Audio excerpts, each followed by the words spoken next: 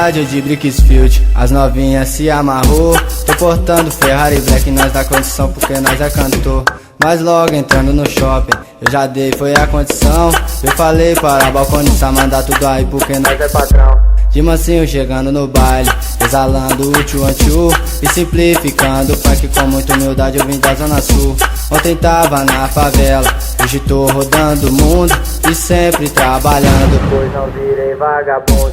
Se hoje tudo que eu tenho é o conselho dos meus pais, falando aí meu filho, trabalha e corre atrás. Hoje eu sou patrão e não sou funcionário.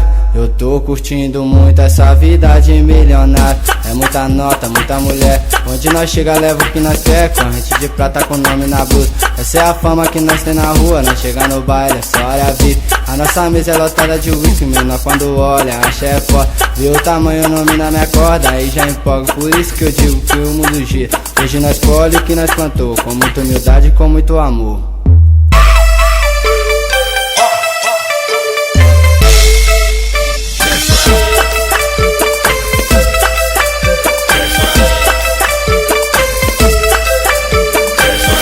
E é de rádio de Brickfield, as novinhas se amarrou. Tô portando Ferrari Black, nós dá condição porque nós é cantor. Mas logo entrando no shopping, eu já dei, foi a condição. Eu falei para balconista mandar tudo aí porque nós é patrão. De mansinho chegando no baile, exalando o tchu-an-tchu e simplificando o funk com muita humildade. Eu vim da Zona Sul, ontem tava na favela, hoje tô rodando o mundo e sempre trabalhando, pois não virei vagabundo. Se hoje tudo que eu tenho é o conselho dos meus pais, falando aí meu filho, trabalha e corre atrás. Hoje eu sou patrão e não sou funcionário.